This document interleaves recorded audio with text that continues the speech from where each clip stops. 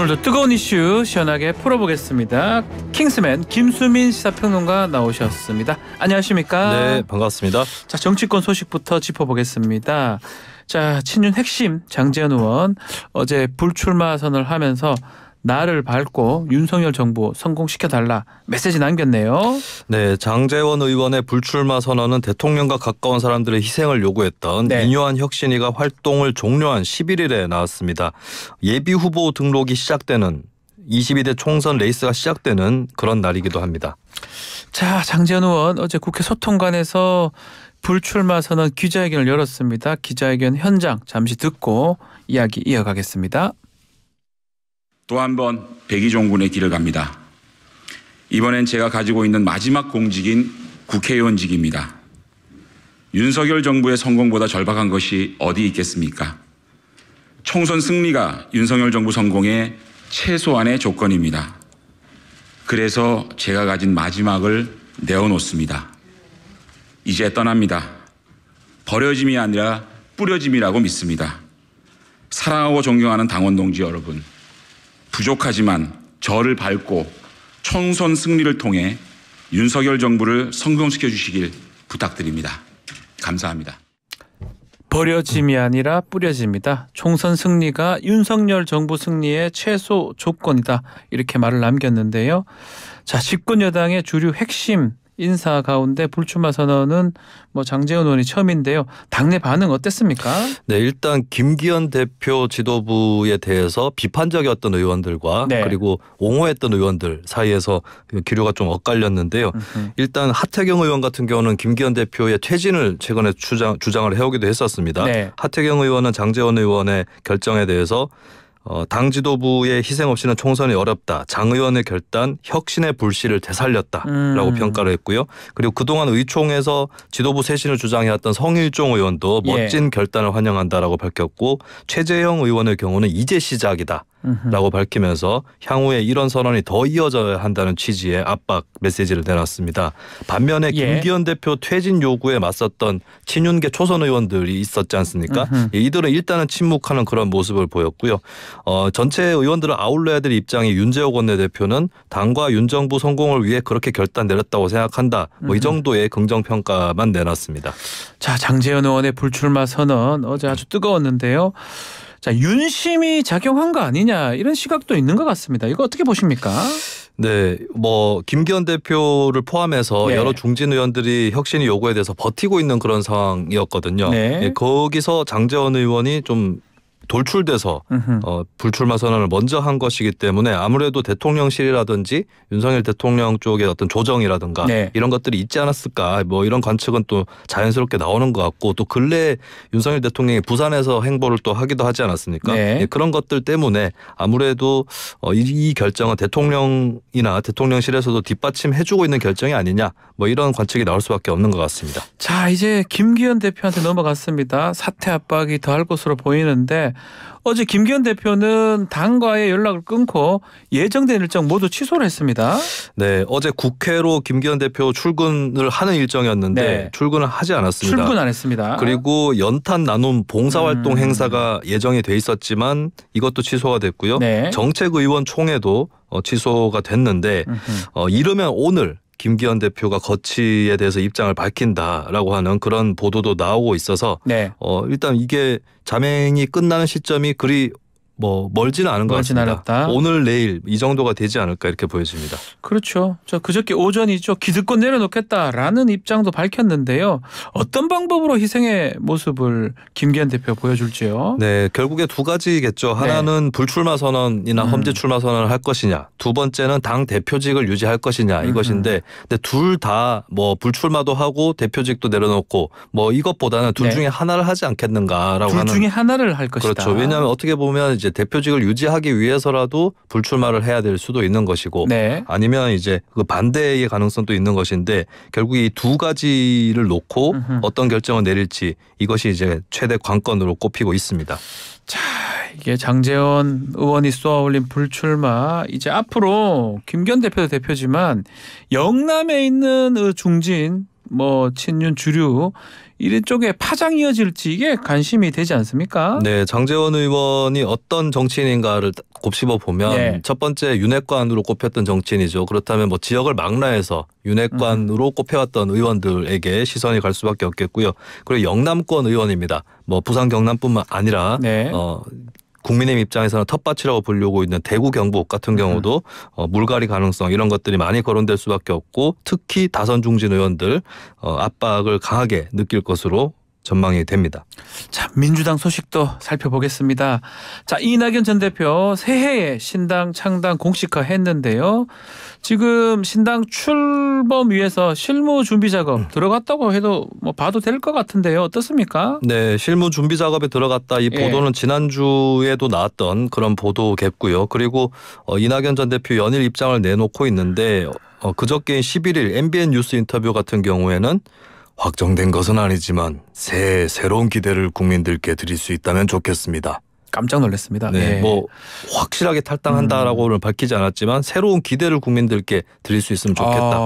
곧 준비를 해가지고 만약에 신당을 하기로 한다면 연말 연초쯤에는 발표가 될 거다. 그렇죠. 뭐 이렇게 읽을 수 있는 그런 발언을 했습니다. 그런 뉘앙스라고 해석이 되는데 네. 자, 이낙연 대표 이준석 전 대표하고 회동을 시사하기도 했는데 그렇지만 아직까지 당내에서는 신당 창당 가능성에 대해서 의견이 계속 분분한 것 같습니다. 네, 비명계 의원들 사이에서도 신당에 합류할 사람이 많지 않을 거다라는 관측도 나오고 있고요.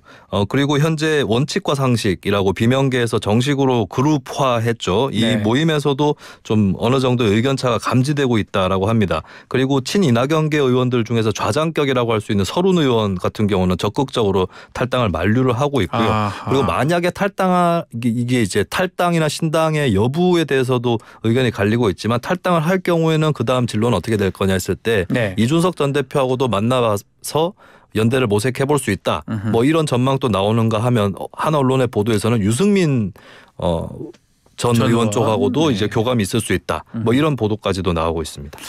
자, 특히 김민석 의원이 이낙연 전 대표 또 비명계를 향해서 이 전형적인 사꾸라 노선이다 이렇게 원색적으로 비난을 했습니다. 네, 김민석 의원은 어제 국회 기자회견에서 이낙연 신당론은 윤석열 검찰 독재의 공작 정치에 노론하고 협력하는 사이비 야당, 즉 사쿠라 노선이 될 것이다라고 말했습니다. 참고로 사쿠라라는 표현은 1960년대, 70년대 예전에 일본 말이죠. 네, 독재 정권 시절에 겉으로는 야당 소속이지만 여당에 협력하는 그런 정치인을 일컬어서 사쿠라라고 표현을 했었는데요.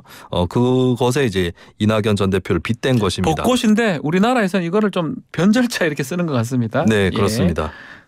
알겠습니다. 김민석 의원 원색적으로 비난을 했는데 또 이 비명계 의원들은 아니 김민석 의원이 과거 그랬지 않느냐라고 역공을 했어요. 네, 김민석 의원은 2002년 대선 때 민주당 노무현 후보의 지지율이 떨어진 상황에서 무소속 정몽준 의원이 주도했던 국민통합 21 쪽에 합류를 했었습니다.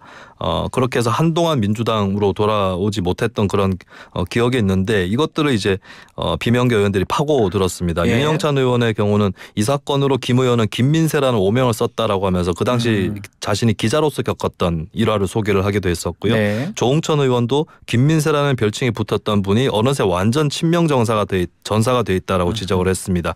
이원욱 의원은 86 기득권 정치인 청산이라는 국민적 요구에 애써 눈 감는 우리가 부끄럽다라고 밝히기도 했습니다. 그래서 또 한편으로 김민석 의원은 그래서 내가 후회한다 또 이렇게 또 답변을 또 하기도 했는데요. 알겠습니다. 자, 다음으로는 문화 이슈 짚어보겠습니다. 자, 이 문화 이슈인지 모르겠는데 배우 권혜우 씨 등이 통일부 조사를 받게 됐네요. 네, 통일부가 남북 인적 교류 관련해서 시민사회단체와 개인에 대한 조사에 나섰습니다. 어떤 사안이냐면 일본 내 조선학교 구성원들과의 접촉을 문제 삼은 것인데요. 배우 권혜우 씨가 운영하는 몽당연필 등의 단체들과 또 조선학교 차별 실태를 폭로한 영화감독 김지훈 씨가 포함이 됐습니다. 통일부 당국자의 설명에 따르면 지난 국정감사에서 영화 차별, 나는 조선 사람입니다. 이 영화들의 제작 과정에 문제 제기가 있어서 사실관계를 확인하는 과정이라고 밝혔고요. 네. 통일부는 법질서 바로 세우기다라고 설명을 하고 있지만 당사자들은 남북 교류를 원천 차단하는 것이다. 라고 반발하고 있습니다.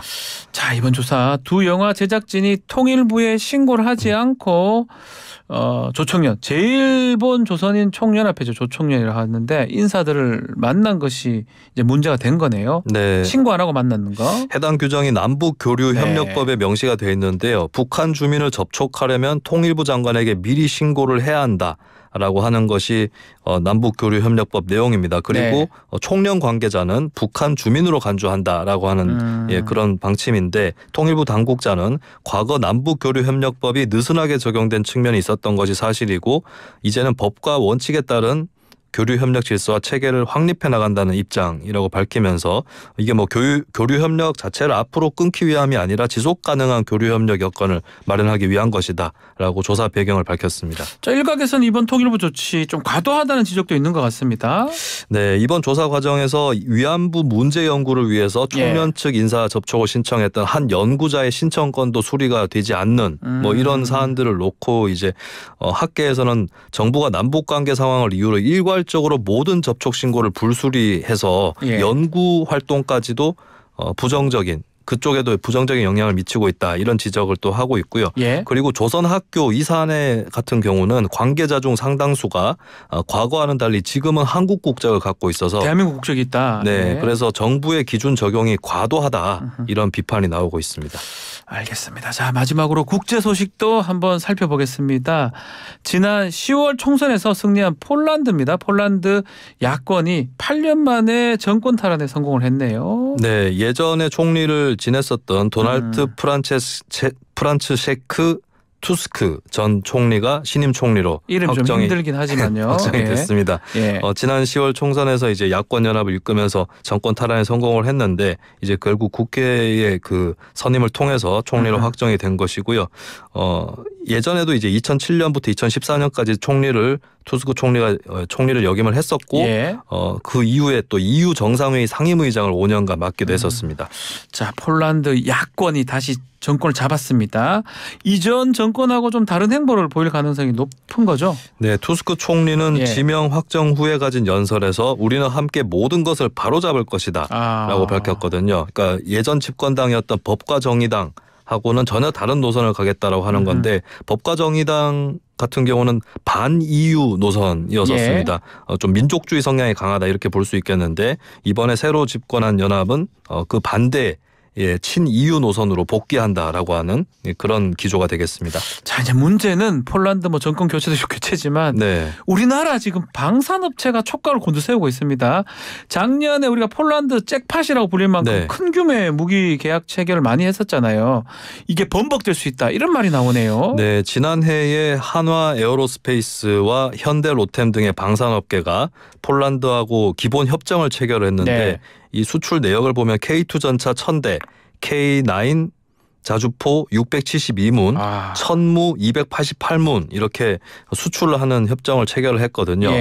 그런데 폴란드 야권 연합의 하원 의장이 현지 방송 인터뷰에서 전 정권에서 서명한 합의는 무효가 될 수 있다라고 밝혔고 이 무효가 될 수 있는 내역 안에 결국 한국의 방산 수출이 들어가 있는 거 아니냐. 이런 분석들을 로이터 통신 등의 외신에서 또 하고 있습니다. 이게 왜 분석이 가능하냐면 폴란드가 이전에도 이렇게 사업을 번복한 적이 있었기 때문이죠. 네, 폴란드 같은 경우는 2015년에 프랑스로부터 군용 헬리콥터 구매 가계약을 체결했었거든요. 하지만 정권이 교체되면서 계약을 파기하고 미국과 다시 계약을 맺었습니다. 그러니까 전 정권의 어떤 나라라 맺은 계약의 같은 내용을 다른 나라하고 맺는 이 전례가 있었기 때문에 특히 폴란드 같은 경우는 이 정당 간의 외교 노선의 차이 이런 것들이 제법 크다고 볼 수 있거든요. 그렇다면 한국과의 계약이 흔들리는 것이 아니냐라고 하는 그런 전망이 또 나오는 것입니다. 알겠습니다. 지켜보기로 하겠습니다. 오늘 킹스맨 여기서 마무리를 하겠습니다. 김수민 평론가 감사합니다. 네, 고맙습니다. 1부 마치겠습니다.